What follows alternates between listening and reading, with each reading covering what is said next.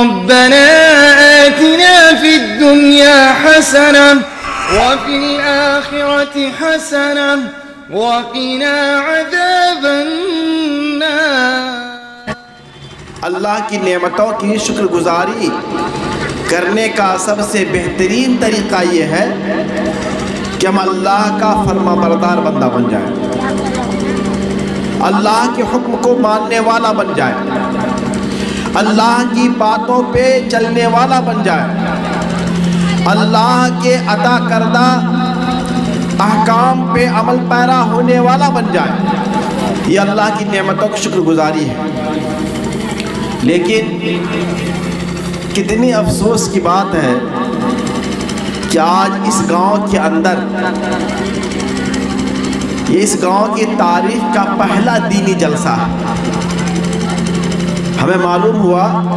کہ اس گاؤں میں پہلا جلسہ ہو رہا ہے، تو ہم لوگوں کے دل میں یہ بات تھی کہ پہلا جلسہ ہے، لوگوں میں بڑا جوش و خروش ہوگا، جوش و جذبہ ہوگا جلسہ کے تئیں، لوگ بڑے پرجوش ہوں گے جلسے کو لے کر کے، اور پنڈال بھر جائے گا علماء کی تقریر سننے کے لیے، لوگوں کی بھیڑ بھاڑ ہوگی۔ لیکن ہماری یہ سوچ، ہماری یہ خوش فہمی غلط ثابت ہو گئی۔ کتنا بڑا پنڈال، اتنا اچھا انتظام جو جلسہ کمیٹی نے کیا، اس پہ یہاں کے لوگوں نے پانی پھیر دیا، اور اتنے بڑے پنڈال میں یہ انگلیوں پہ گنے جانے والے چند افراد بیٹھے ہوئے ہیں۔ کتنے افسوس کی بات۔ اور ابھی اگر دیکھیں جہاں میلہ لگا ہوگا، دکانوں پہ، چائے کی دکانوں پہ، مٹھائی کی دکانوں پہ، سنگار کی دکانوں پہ، وہاں پہ ہمارے بھائی، ہماری بہنیں، ان کی بھیڑ لگی ہوگی۔ تو میرے بھائی، یہ ہمارے لیے بہت ہی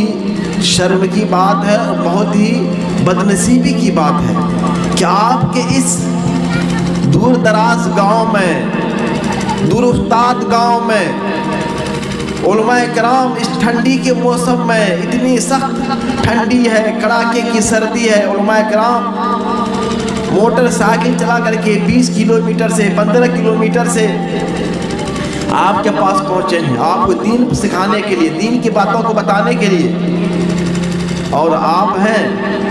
کہ علماء سے بیزار ہیں، دین سے بیزار ہیں، اللہ کی باتوں کو سننے سے بیزار ہیں۔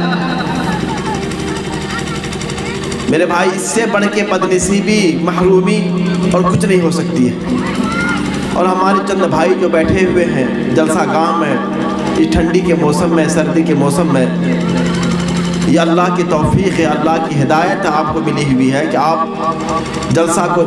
دکانوں کو چھوڑ کر کے آپ اس جلسہ گاہ میں بیٹھے ہوئے ہیں، اس جذبے کے ساتھ علماء کی باتوں کو سنیں گے، قرآن و حدیث کی باتوں کو سنیں گے، اپنی زندگی کی اصلاح کریں گے، تو انشاءاللہ آپ کا یہ بیٹھنا، آپ کے یہاں پہ علماء کی باتوں کو سننا، آپ کے نام اعمال میں نیکیوں کی شکل میں لکھا جائے گا انشاءاللہ ضرور۔ اور کل قیامت میں جہاں پہ مسلمان، تمام انسان ایک ایک نیکی کے محتاج ہوں گے، ان کو ایک نیکی چاہیے جنت میں جانے کے لیے، جنت کا ٹکٹ پانے کے لیے، اور ایک نیکی اسے نہیں ملے گی، ایک نیکی اسے نہیں ملے گی، نیکی کے لیے تڑپیں گے، ترسیں گے، دوڑیں گے، لیکن کہیں سے کوئی بھی ان کو ایک نیکی دینے کے لیے تیار نہیں ہوگا۔ سب کے پاس جائے گا، بیوی کے پاس جائے گا، باپ کے پاس جائے گا، بھائی کے پاس جائے گا، بیٹے کے پاس جائے گا، بیٹی کے پاس جائے گا، دوست کے پاس جائے گا، تمام رشتہ داروں کے پاس جائے گا، صرف ایک نیکی کے لیے کہ ایک نیکی مجھے دے دو، میرا پلڑا بھاری ہو جائے گا، مجھے جنت کا ٹکٹ مل جائے گا۔ لیکن میرے بھائی، یا آپ کے دوست، یا آپ کے احباب، یا آپ کے جگری ساتھی، یا آپ کے بھائی بندھو، یہ دنیا ہی میں ہے. قیامت میں نہ آپ کا باپ کام آئے گا، نہ آپ کی بیوی کام آئے گی، نہ آپ کے بیٹا کام آئے گا، نہ آپ کا بھائی کام آئے گا، نہ آپ کی بچی کام آئے گی، نہ آپ کا بچہ کام آئے گا. کام کیا آئے گا؟ یہی آپ کا بیٹھنا، قرآن حدیث کی باتوں کو سننا، دین کی باتوں سے اپنے آپ کو جوڑنا، دین کی باتوں کو سننے کا جذبہ لیے ہوئے ٹھنڈی رات میں اس پنڈال کے اندر بیٹھے رہنا. یہی چیزیں کل قیامت میں آپ کو جنت کا ٹکٹ دلائے گی. تو میرے بھائی، یہ کتنے افسوس کی بات ہے کہ لوگ سڑکوں پہ ہیں، دکانوں پہ ہیں، لیکن جلسہ گاہ میں آنے کی توفیق نہیں مل رہی ہے، توفیق نہیں مل رہی ہے. اور ایسا ہمیں اللہ کی طرف سے ہوتا ہے. اللہ جسے توفیق دے وہی آ سکتا ہے. جس کو توفیق نہیں دیا اللہ تعالیٰ، جسے دل پہ مہر لگا دیا ہے، وہ دروازے پہ رہے گا، مسجد کے دروازے تک پہنچے گا لیکن مسجد میں جا نہیں پائے گا. تو میرے بھائی، ابھی میں نے آپ کے سامنے یہ بیان کیا کہ اللہ تعالیٰ نے ہمارے اور آپ کے اوپر بے شمار انعامات کیا ہے. اللہ کا بے شمار احسانات ہمارے اور آپ کے اوپر ہے. اللہ نے ہمیں اس کائنات کا سب سے بہترین مخلوق بنایا، پھر مخلوق میں بھی سب سے بہترین انسان بنایا، اور انسانوں میں بھی سب سے بہترین مسلمان بنایا. یہ اللہ تعالیٰ نے ہمارے اوپر جو احسانات کیے ہیں، جو انعامات کیے ہیں، جو اکرامات کیے ہیں، تو اللہ چاہتا ہے کہ ہم بھی اللہ تعالیٰ کا اچھا بندہ بن جائیں، ہم اپنے رب کا صحیح بندہ بن جائیں، اچھا مسلمان بن جائیں. کیسا مسلمان؟ مثالی مسلمان، آئیڈیل مسلمان، ایسا مسلمان کہ جس کی زندگی کو دیکھ کر کے، جس کے کردار کو دیکھ کر کے، جس کے گفتار کو دیکھ کر کے، جس کے سیرت کو دیکھ کر کے، جس کے چال ڈال کو دیکھ کر کے دوسرا انسان نصیحت پکڑے، عبرت حاصل کرے، اپنی زندگی کی اصلاح کر لے. ایسا مسلمان بننے کی اللہ اور اللہ کے رسول ہمیں تلقین کرتے ہیں. اللہ اس کے رسول نے ہمیں حکم دیا ہے کہ ہم دنیا میں جب تک جیے مثالی مسلمان بن کے جیے، آئیڈیل مسلمان بن کے جیے، معاشرے کا سب سے بہترین انسان بن کے جیے، سب سے بہترین انسان.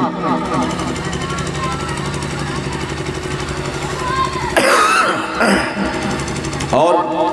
سب سے بہترین انسان کون ہے؟ معاشرے کا، سوسائٹی کا، سماج کا. اگر آپ کسی سوال پوچھیں اپنے درمیان کے لوگوں میں کہ تمہاری نظر میں معاشرے کا، سماج کا، گاؤں کا، شہر کا، علاقے کا سب سے اچھا انسان کون ہے، تو جواب کیا دے گا کہ سب سے بہترین انسان وہ ہے کہ جن کے پاس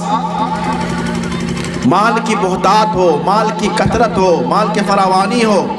جو علاقے کا، گاؤں کا، سماج کا، معاشرے کا، سوسائٹی کا سب سے بڑا مالدار آدمی ہو، جن کے پاس کئی ایک بڑی بڑی گاڑیاں ہوں، جن کے پاس کئی ایکڑ زمینیں ہوں،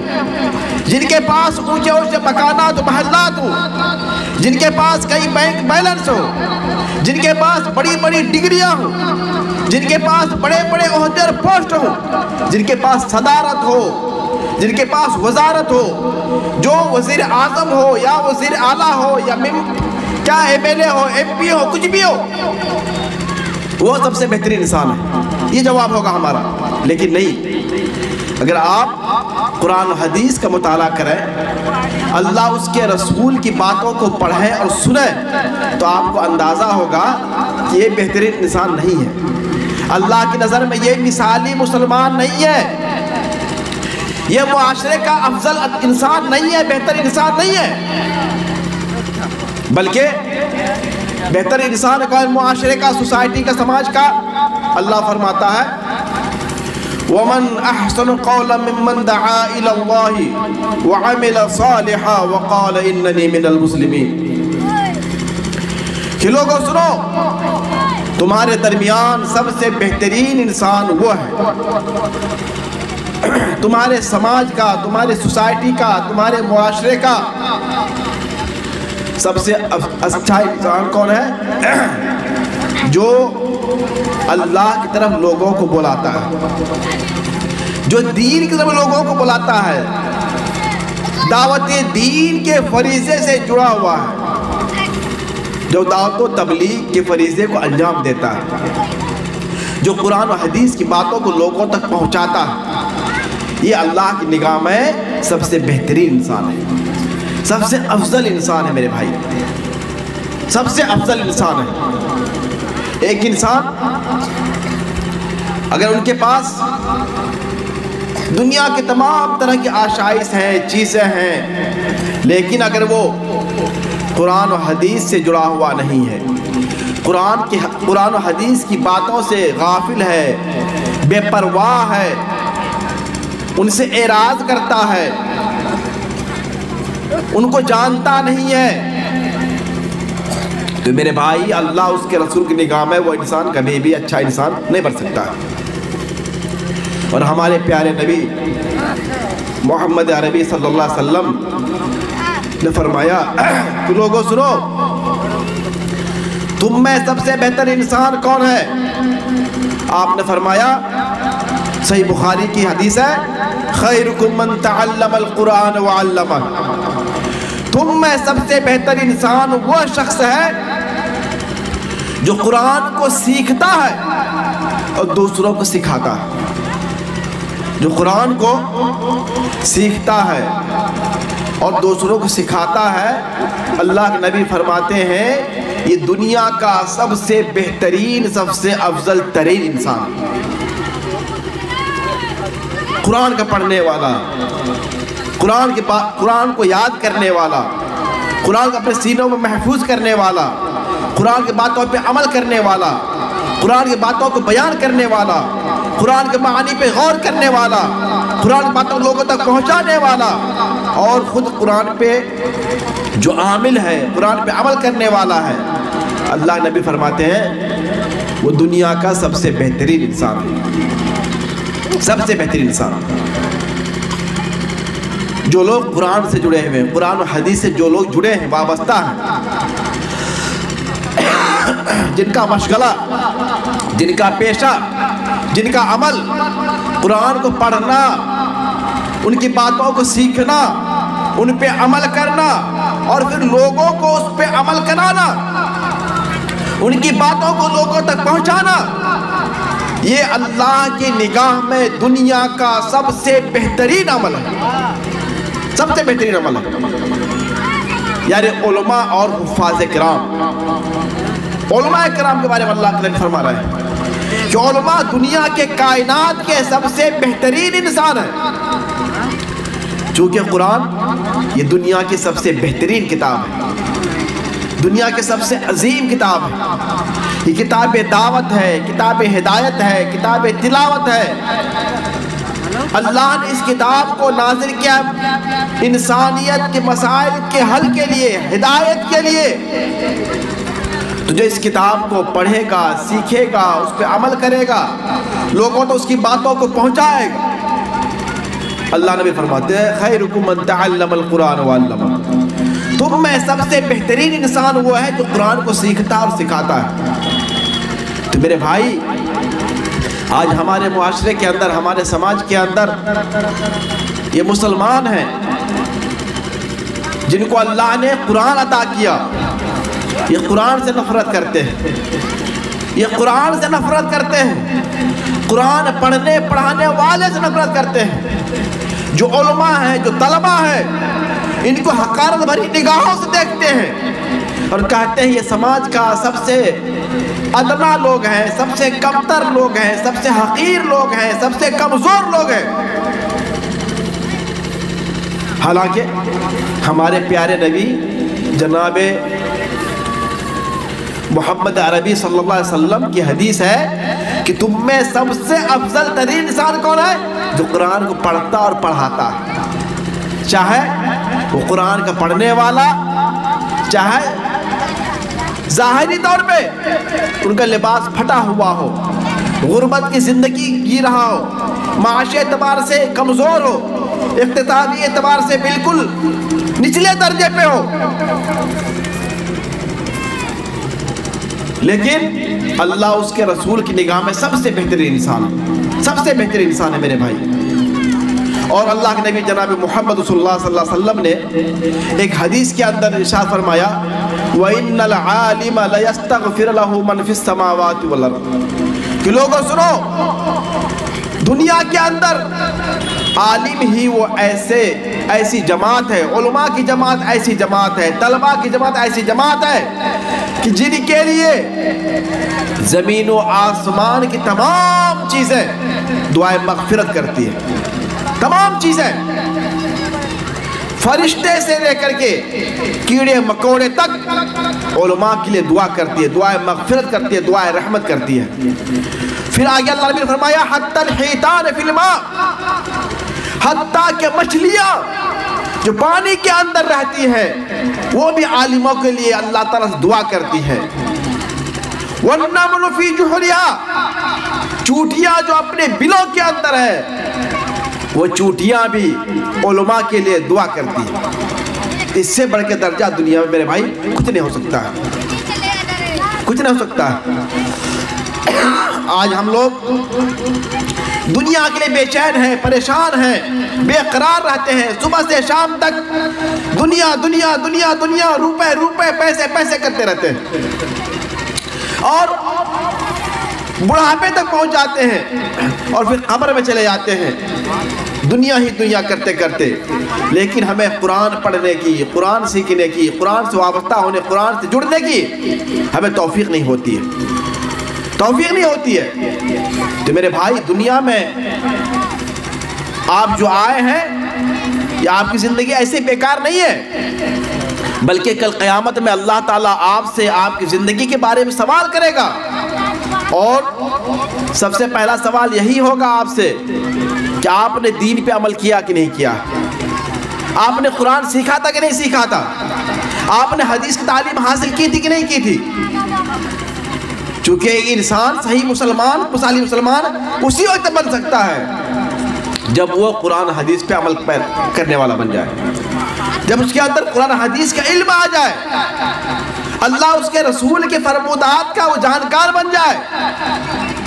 حرام چیزوں کے بارے میں، حلال چیزوں کے بارے میں اسے معلومات ہو جائے۔ آج ہم دن بھر اللہ کی نافرمانی کرتے ہیں، اللہ کی معصیت کو انجام دیتے ہیں، حرام چیزوں کے ارتکاب کرتے ہیں اور ہمیں پتہ بھی نہیں ہوتا ہے، ہمیں پتہ بھی نہیں ہوتا ہے۔ اس کی وجہ کیا ہے؟ کیا ہم مسلمان ہیں، بوڑھے ہو گئے، داڑھی پک گئی، قبر میں جانے والے ہیں اور قرآن کا ایک لفظ بھی ہمیں پڑھنا نہیں آتا ہے۔ ہم نے کبھی قرآن کھول کے دیکھا ہی نہیں کہ ہمارا رب ہم سے کیا چاہتا ہے، ہمارا رب ہم سے کیا مطالبہ کرتا ہے، ہمیں کیسے مسلمان ہونے کا ہمارا رب کا مطالبہ ہم سے ہے۔ تو میرے بھائی اپنی زندگی کا احتساب کریں، محاسبہ کریں، اور جانوروں کی زندگی نہ گزاریں،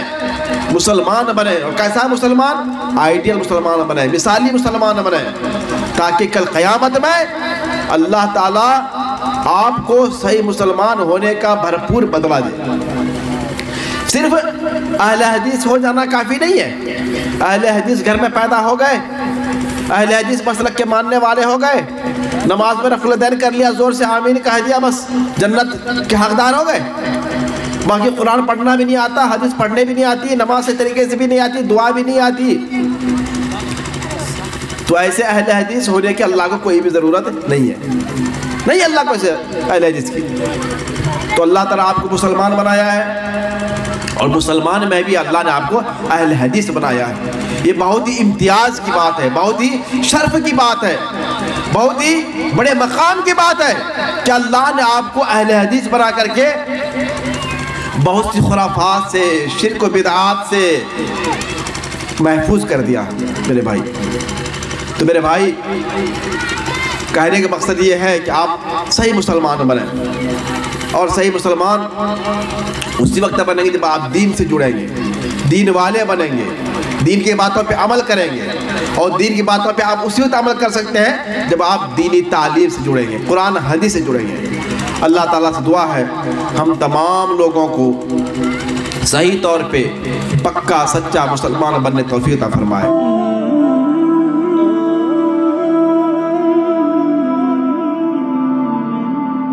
Oh